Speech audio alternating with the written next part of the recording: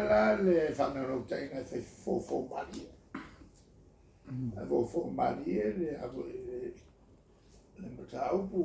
Ngā kia whongi mai fō i o le Secretary General e ata. E so tuanalo vakuai. Walolo tuanalo ia. Au kilo aku i Micronesia. O Kiripati. O waru whaapikoa ia i whai ua e masingo te sena. Tau sanga whai ua no foi. Ngala au mai a tau. O te alu atu e a fo te au waile lato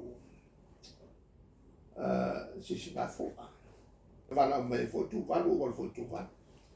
E ngana mo walu ia. E nai motu nei. O le tūlanga fo le e a fo e vai mai.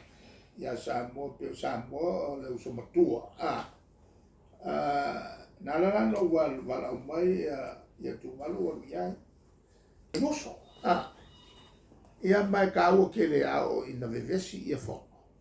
Ai ai ni ta i alofa mai a Samoa. Awa ale sile mea kaluai o ngā Samoa. Ale malo ngā mua malai mai ka ki ngofo ama. Ma vivi ka kouri mea. E tei me loto le ngai nai fo tato. E lesi au laiki. Iri whaia ku ngā mea na natural na soifo. E lera na fo i whautuele le li lea e pule nei. Whai mai o soi. Io ki pati. Me tatala no iai. So iai whamamlama. A me so ki pati. O le vanka ko whai mea. E muli mai ngai le vanga lea Federated States of Micronesia. A o le vanka ko whai mea. E lunga tūlanga voi le leo. Na whai lele mai Australia. Ia lato foi atu nui tūlanga tau whai. Ia e New Zealand tātou. Ia, a karusia se foi mai palmia. A voi sona oso e maua mai e whataranoanga ua e le whaingofia. Me whapea. Tātou te whaitetea ia i lea ngai. Le tūlanga lava ia tātou whai whamaupopo le Pasifika aua le i whetahe. E lea ngai tau o tele atina ia me se lea ki ngā o le aonga le. Le voi tātou universite. E piko ke lea ko pia whiki la e avia. O le lope o le whaselau milionga. I le tausanga. O le latu sao. I o ka kunga ngai ka mai milionga. Ta ua la le tātou whaiwhai mea.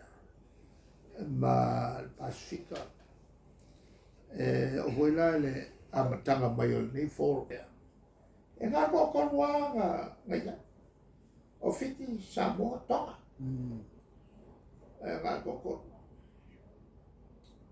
Tana nole vai pēa ua le mai Australia mo New Zealand tonga. Nā anu le whatala nāna. Ia kaulo i kupe. Ia suilo i nā male tono. Oi. E tono mai Australia o lako ia kupe. O tātou nā tupe o turi. E leanga voi mo le whikanga. E le se me kui e whikanga. Lalana na me mulmuri ai Australia mo New Zealand. A mantua mai la ele te ni na sau foi ma fitai ma Panmara. No fo Panmara mo fatulan fala por toka ko kikia sa pela vakasi malfor. Fala o tele lon ta na moto Pasifika ese no sile mausta. Wa fiwe fe mai aka. E tōna psama o pe le mwhai o ngau tōna. Sa malanga fōi le ngāru me. E wakala mga wa panmara. E ora watu lai pa tāu tele lo iai. E iu sāmo. nano whamnatua tfoi ato e Panorama. Tā ua tele no awai e le whalawotanga polisia. Ia e mantua le lei. O le whono. O kai ngai kolu polisia whakui. Rato mara o polisia. O mariatoa o polisia. Tupotonga o polisia. Whalapotonga e whalapotonga o polisia. Awa ele lifa kele lo kura whabirimisia. Ola ele tau whaofia. Ola e koko. Ia e tawona i avapisia kaka se kako e whelonga i sasu. E ana na oli folore o solvale le o Australia o sa. Ia o mai ne o kusia. Fa Maria tu Panorama. Ele markulanga le ala yo nga le faio no ioi. O menge fala putonga fa va malo ya tu. E kau nga ye si leo o kakai. Ai leo de ngofo fa le fa ku la ga fa la po fa mai si o. Wa e o fa va. E ka wa o le va nga leo mai maku fa la po ta. Le nga leo mai maku fa la po ta belana. Ele mafai ala ye sa mo se me.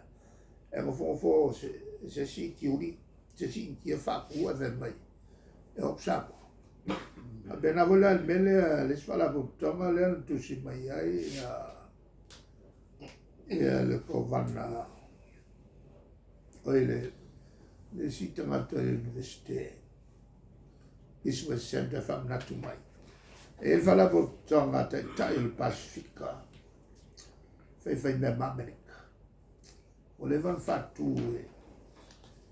il covana o Hawaii ia mal palmia fiti. Ia la e longo mai. Le ola te falo.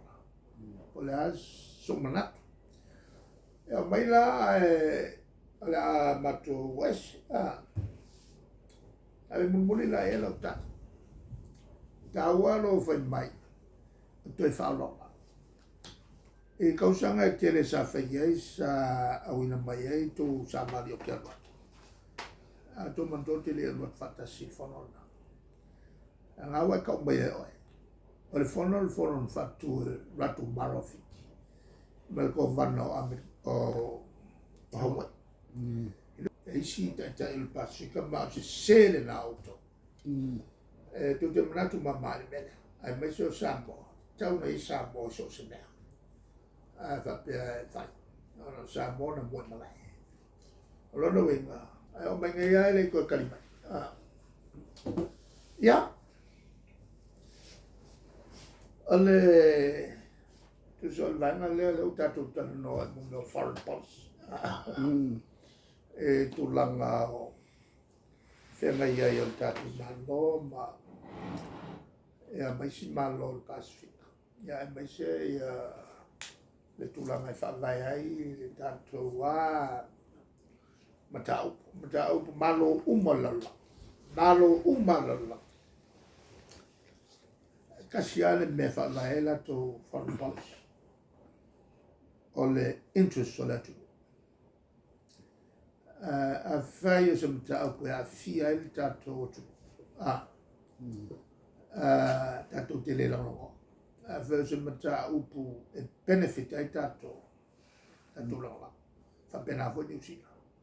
Aveva sempre poi benefit in New Zealand. I kai ake New Zealand inisia ku tawale me lo mokulo la ko ile mera benefit in New Zealand.